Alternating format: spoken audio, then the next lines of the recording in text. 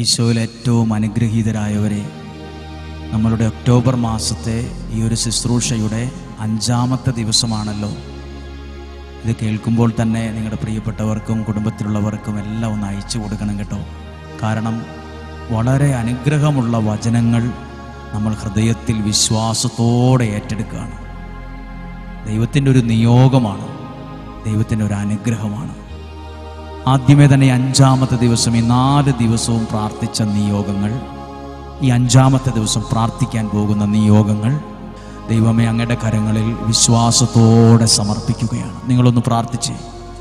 ഞങ്ങൾ സമർപ്പിച്ച ദൈവമേ ആ 3 കാര്യങ്ങൾ ഞങ്ങൾ കേൾക്കുന്ന ദൈവവചനത്തിൻ്റെ ശക്തിയിൽ അവിടെ അത്ഭുതങ്ങൾ നടക്കട്ടെ. ദൈവത്തിൻ്റെ ഇടപെടൽ സംഭവിക്കുന്നുണ്ട് കേട്ടോ. ദൈവത്തിൻ്റെ വലിയ അത്ഭുതങ്ങൾ നടക്കുന്നുണ്ട്. നിങ്ങൾ ഈ വചനം കേട്ടുകൊണ്ടിരിക്കും. രോഗികളായിട്ടുള്ള ആളുകളാണെങ്കിൽ ആ രോഗമുള്ള ഭാഗത്ത് നിങ്ങളുടെ കരങ്ങൾ വെച്ച് പ്രാർത്ഥിക്കണം. ആ വചനം കേൾക്കുമ്പോൾ ദൈവം ഈ കേൾക്കുന്ന വചനം എൻ്റെ രോഗത്തിന് സൗഖ്യമായി മാറട്ടെ.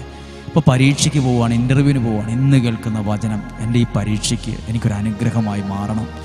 അത് കാര്യം നടന്നു കിട്ടുക എന്ന ലക്ഷ്യം മാത്രമല്ല, ദൈവത്തിൻ്റെ ഒരു ഇടപെടൽ കാണുവാണ് നമ്മളവിടെ. നമുക്ക് ചെയ്യാൻ പറ്റാത്തത്, നമുക്ക് അസാധ്യമായത് ദൈവം നമുക്ക് വേണ്ടി ചെയ്തത് നിസ്സാരമാണോ? അതിന് നമ്മൾ കയ്യും കെട്ടിയിരുന്നിട്ട് കാര്യമില്ല, വിമർശിച്ചിട്ടും കാര്യമില്ല, അതിന് അസൂയപ്പെട്ടിട്ടും കാര്യമില്ല. അത് ദൈവത്തിൻ്റെ ഒരു, നമ്മൾ എന്ത് കാര്യമാണേലും നമ്മൾ അതൊക്കെ ചെയ്യണം. വിശ്വാസത്തിൽ ചെയ്യുന്ന ചില പ്രവൃത്തികളാണ്. വിശ്വാസത്തിന് പ്രവൃത്തിയുണ്ട്. രാവിലെ എഴുന്നേൽക്കുന്നു, വചനം കേൾക്കുന്നു, ആ നിയോഗം സമർപ്പിക്കുന്നു, ജീവിതം ആ കേൾക്കുന്ന വചനത്തിൽ ആരംഭിക്കുന്നു. അപ്പം എന്തുമാത്രം ധൈര്യവും ശക്തിയും അനുഗ്രഹമാണെന്നറിയാമോ ഒരാളുടെ ജീവിതത്തിലേക്ക് വരുന്നത്. ഇന്നും വളരെ നല്ലൊരു വചനമാണ്. യെശയ്യാ പ്രവാചകന്റെ പുസ്തകം 25-ാമത്തെ അധ്യായം 6 മുതലുള്ള വാക്യമാണ്. ബൈബിൾ എടുത്തിട്ടുണ്ടോ കയ്യിൽ? ഇല്ലെങ്കിൽ ബൈബിൾ എടുത്തുകൊണ്ട് വന്നേ. ആ ഡയറി എടുത്തുകൊണ്ട് വാ, പേന എടുത്തുകൊണ്ട് വാ, ഒരു സെക്കൻഡ് എടുത്തുകൊണ്ട് വാ, എന്നിട്ട് ആ വചനം ഒന്ന് എഴുതിയെടുക്കുക. യെശയ്യാ പ്രവാചകന്റെ പുസ്തകം 25-ാം അധ്യായം 6 മുതലുള്ള വാക്യമാണ്. ഇച്ചിരി വലിയ വാക്യമാണ്. അനുവദിക്കപ്പെട്ട സമയത്ത് തീരുവോന്നറിയില്ല, എങ്കിലും ആ വചനം നിങ്ങൾക്ക് വളരെ എളുപ്പത്തിൽ പറഞ്ഞു തരാം. 25-ാം അധ്യായം 6-ാമത്തെ വാക്യത്തിന്റെ ഹെഡിങ് കർത്താവിൻ്റെ വിരുന്ന് എന്നാണ്. അപ്പോൾ നിങ്ങൾ ഒക്ടോബർ മാസത്തെ ശുശ്രൂഷയല്ലേ, ഇത് ദൈവവചനത്തിൻ്റെ ഒരു വിരുന്നാണ്. 31 ദിവസം നിൽക്കുന്ന വചന വിരുന്നാണ്, വചനത്തിൻ്റെ വിരുന്നാണ്. എന്നിട്ട് ആ വാക്യം ഒന്ന് വായിച്ചു. 6-ാമത്തെ വാക്യം, 25-ാം അധ്യായം 6-ാമത്തെ വാക്യം. ഈ പർവ്വതത്തിൽ സർവ ജനതകൾക്കും വേണ്ടി സൈന്യങ്ങളുടെ കർത്താവ് ഒരു വിരുന്ന് ഒരുക്കും. അങ്ങനെ എഴുതിയിരിക്കുന്നത്, വിരുന്ന് ഒരുക്കും. എന്തെങ്കിലും വില കുറഞ്ഞ വിഭവങ്ങളല്ല അതിൽ വിളമ്പുന്നത്. ഭയങ്കര വിലയുള്ള വിഭവങ്ങളാണ് വിളമ്പുന്നത്. വിരുന്ന് ഒരുക്കുന്നാണ്. ഞാൻ നിങ്ങളോട് പറയട്ടെ, ദൈവം ഈ വചനം കേട്ടുകൊണ്ടിരിക്കുന്ന നിനക്ക് വേണ്ടി, നിന്റെ കുടുംബത്തിന് വേണ്ടി അനുഗ്രഹം ഒരുക്കുന്നുണ്ട്. അനുഗ്രഹം, ഒരു പ്രാർത്ഥനയ്ക്കുള്ള മറുപടിയായി ആ അനുഗ്രഹം വരുന്നുണ്ട്. ജീവിതത്തിൻ്റെ വിടുതലായി ആ അനുഗ്രഹം വരുന്നുണ്ട്. രോഗത്തിന് സൗഖ്യമായി ആ വിരുന്ന് ഒരുക്കിക്കൊണ്ടിരിക്കുക. അങ്ങനെ എഴുതിയിരിക്കുന്നു, ഒരുക്കും. എന്നിട്ട് ഒരു ഹൈഫൻ ഇട്ടിട്ട്, ഒരു വരയിട്ടിട്ട് എഴുതിയിരിക്കുകയാണ്, മജ്ജയും കൊഴുപ്പ് മുറ്റിയ വിഭവങ്ങളും മേൽത്തരം വീഞ്ഞുമുള്ളൊരു വിരുന്ന്. എല്ലാം വലിയ വലിയ കാര്യം എഴുതിയിരിക്കുന്നത്. സാധാരണ ചോറും കറിയും വിളമ്പിയെന്ന് പോലല്ല, മേൽത്തരം വിരുന്നാണ്. നല്ല അനുഗ്രഹങ്ങൾ ജീവിതത്തിലേക്ക് വരുന്നു. വിശ്വാസത്തിൽ എന്നെ ഏറ്റെടുത്തിട്ട് ആമേൻ, അങ്ങനെ സംഭവിക്കട്ടെ എന്ന് പറഞ്ഞേ, ആ നിയോഗം ദൈവം സാധിച്ചു തരട്ടെ എന്ന് പറഞ്ഞേ, യേശുവിൻ്റെ നാമത്തിൽ ഈ വചനങ്ങൾ എനിക്ക് അനുഗ്രഹമായി വരട്ടെ പറഞ്ഞ് പ്രാർത്ഥിച്ച്. അടുത്ത വാക്യം ഇങ്ങനെയാണ്, 7-ാമത്തെ വാക്യം. ആ വിരുന്നിൽ പങ്കെടുക്കുന്നവർക്ക് പറഞ്ഞിരിക്കുകയാണ്, സർവ ജനതകളെയും മറച്ചിരിക്കുന്ന ആവരണം, ജനതകളുടെ മേൽ വിരിച്ചിരിക്കുന്ന മൂടുപടം ഈ പർവ്വതത്തിൽ വെച്ച് ഞാൻ നീക്കിക്കളയും. അപ്പോൾ ദൈവവചനത്തിൻ്റെ ആ വിരുന്ന് അനുഭവിക്കുന്ന നിങ്ങളോട് പറയാണ്. ഒരുപക്ഷെ നിങ്ങൾ നോക്കുമ്പോൾ മൂടുപടം, തടസ്സങ്ങൾ, പ്രതിസന്ധി, ദൈവം പറയണ എവിടെയേലുമുള്ള ആരുടെയല്ല, ഈ വിരുന്നിൽ പങ്കെടുക്കുന്ന, ഈ വചനം കേൾക്കുന്ന, ഈ വചന വിരുന്നിൽ പങ്കെടുക്കുന്ന നിങ്ങളുടെ കുടുംബത്തിൻ്റെ ആ പ്രതിസന്ധിയുടെ മൂടുപടം ഈ മലയിൽ വെച്ച്, ഈ വിരുന്ന് അനുഭവിക്കുന്ന സമയത്ത് മാറ്റും. അങ്ങനെയെങ്കിൽ ചിലർ പറയില്ല, എനിക്ക് എൻ്റെ വീടിന് ഭയങ്കര പ്രശ്നമാണ്, എൻ്റെ ജീവിതത്തിന് ഭയങ്കര തടസ്സമാണ്. ഈ വിരുന്ന് നിനക്കായി ദൈവവചനത്തിലൂടെ വിളമ്പുമ്പോൾ ആ മൂടുപടം, ആ തടസ്സം മാറുകയാണ്. ഹല്ലേലൂയ. ഒന്ന് വിശ്വാസത്തോടെ ഏറ്റെടുത്തേ. തടസ്സം മാറുകയാണ്. തീർന്നോ? ഇല്ല. 8-ാമത്തെ വാക്യം, അവിടുന്ന് മരണത്തെ എന്നേക്കുമായി ഗ്രസിക്കും മാറ്റും. സകലരുടെയും കണ്ണുനീർ തുടച്ചു മാറ്റും. എന്താ എഴുതിയിരിക്കുന്നത്? കണ്ണുനീർ തുടച്ചു മാറ്റുന്നു. അപ്പോൾ ഒത്തിരി കണ്ണുനീരൊക്കെ കാണും. പല കാര്യത്തെ ഓർത്ത് കരഞ്ഞ് കരഞ്ഞ് കണ്ണുനീര് വരെ വറ്റിക്കാണും.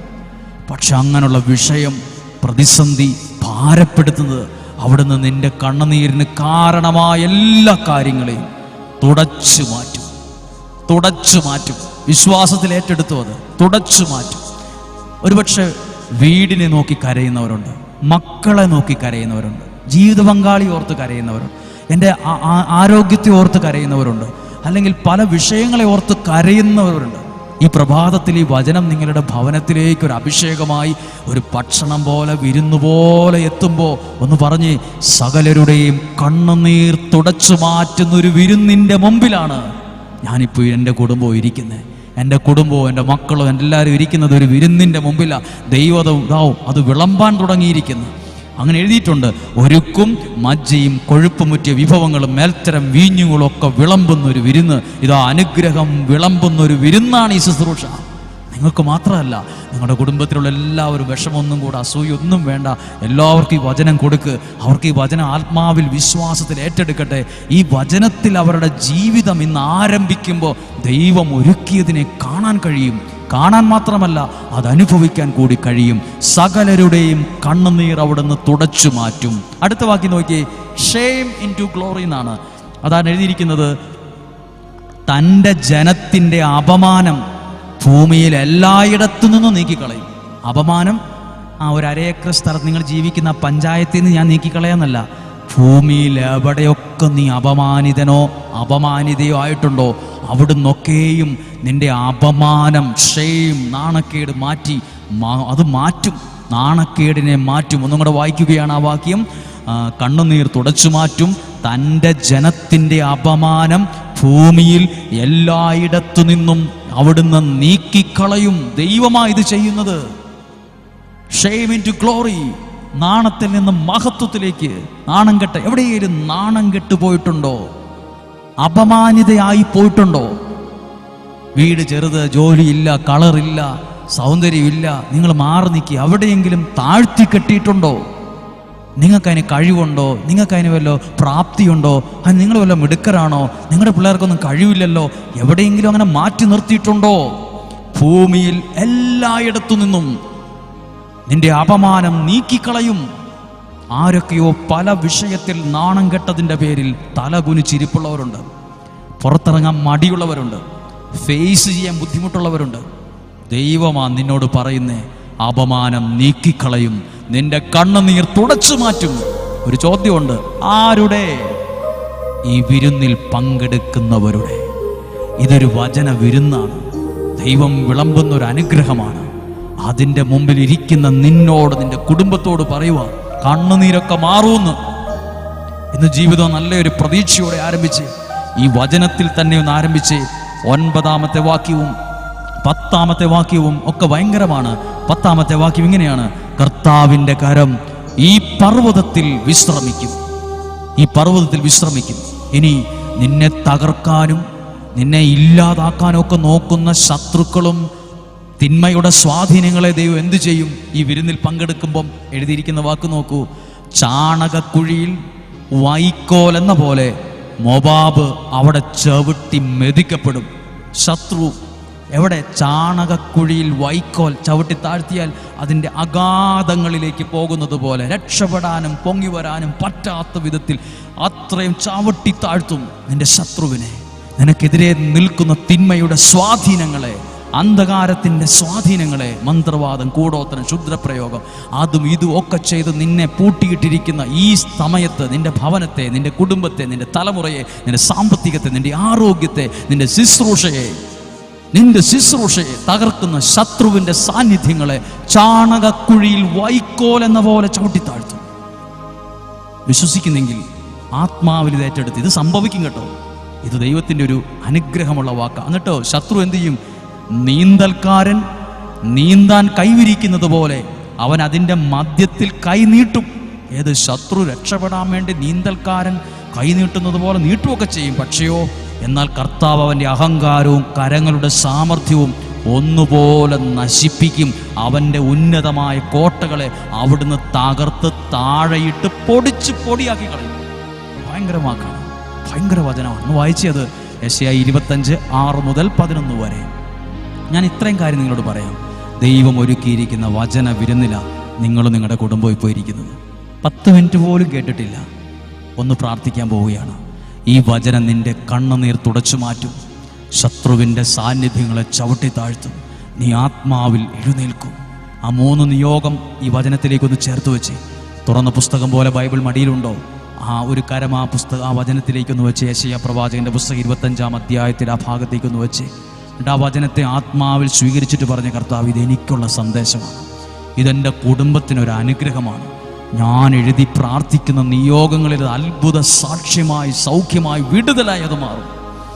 പരീക്ഷയ്ക്ക് ഒരുങ്ങുന്നവരുണ്ട്, വിദേശ രാജ്യങ്ങളിൽ പോകാൻ പ്രാർത്ഥിക്കുന്നവരുണ്ട്, ചില പരാജയങ്ങളിൽ നിന്ന് കരകയറാൻ ശ്രമിക്കുന്നവരുണ്ട്, നല്ലൊരു ജോലി ആഗ്രഹിക്കുന്നവരുണ്ട്, ഈ സാമ്പത്തിക പ്രതിസന്ധിയിൽ നിന്ന് പുറത്തു കിടക്കാൻ ആഗ്രഹിക്കുന്നവരുണ്ട്, രോഗസൗഖ്യത്തിനുവേണ്ടി പ്രാർത്ഥിക്കുന്നവരുണ്ട്, നല്ല കുടുംബ ജീവിതത്തിനുവേണ്ടി ആഗ്രഹിക്കുന്നവരുണ്ട്, മക്കളെ നല്ല രീതിയിൽ വളർത്താൻ ആഗ്രഹിക്കുന്നവരുണ്ട്.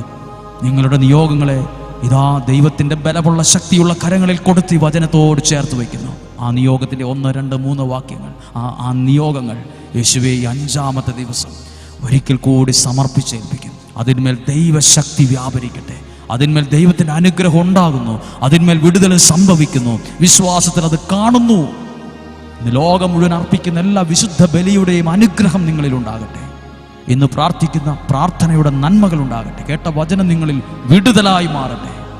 നിങ്ങൾക്കൊരു പ്രാർത്ഥിക്കുന്നു. ആ നിയോഗം സാധിച്ചു കിട്ടാൻ തുടങ്ങുന്നു.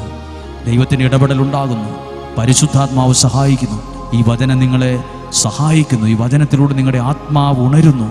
നിങ്ങളുടെ ജീവിതത്തിൽ പ്രതീക്ഷ വരുന്നു. നിരാശ മാറുന്നു. ഡിപ്രഷൻ മാറുന്നു. രോഗസൗഖ്യങ്ങൾ സംഭവിക്കുന്നു. യേശുവിൻ്റെ നാമത്തിൽ വിടുതലുകൾ സംഭവിക്കട്ടെ. കർത്താവ് ഈ ജനത്തെ അനുഗ്രഹിച്ച് പ്രാർത്ഥിക്കുന്നു. ദീർഘായുസ്സും ആരോഗ്യവും കൊടുക്കണമേ. രോഗങ്ങളിൽ നിന്നും അപകടത്തിൽ നിന്നും പകർച്ചവ്യാധികളിൽ നിന്നും നഷ്ടത്തിൽ നിന്നും ചതിയിൽ നിന്നും വഞ്ചനയിൽ നിന്നും എല്ലാവരെ കാത്തുകൊള്ളണമേ. ഈ വചനത്തിലൂടെ ഇവർക്ക് അനുഗ്രഹിക്കപ്പെട്ടൊരു ജീവിതം ഈ വചനത്തിലൂടെ തുടങ്ങാൻ കഴിയട്ടെ. നല്ല പ്രതീക്ഷയോടെ മുന്നോട്ട് പോട്ടെ. ഇന്ന് നമ്മളെ അസ്വസ്ഥപ്പെടുന്ന എല്ലാ ചിന്തകളും മാറട്ടെ. നമ്മുടെ മനസ്സിലേക്ക് മനസ്സിനെ ഇടിച്ച് താഴ്ത്തുന്ന വിഷയങ്ങൾ, പ്രശ്നങ്ങളൊക്കെ ഉണ്ടെങ്കിൽ അതെല്ലാം ദൈവമേ അന്ന് തന്നെ അതിനെ പരിഹരിക്കണമേ. ദൈവത്തിൻ്റെ സാന്നിധ്യം ഇതാ നിന്നിലും നിന്റെ കുടുംബത്തിലും സഞ്ചരിക്കുന്ന ഇടങ്ങളിലെല്ലാം വരുന്നു. ദൈവം നിന്റെ കൂടെയുണ്ട്. ദൈവത്തിൻ്റെ ആത്മാവ് നിന്നെ സഹായിക്കുന്നു. ദൈവം നിന്നെ സമൃദ്ധമായി അനുഗ്രഹിക്കട്ടെ, ഇപ്പോഴും എപ്പോഴും എന്നേക്കും. ആമേൻ.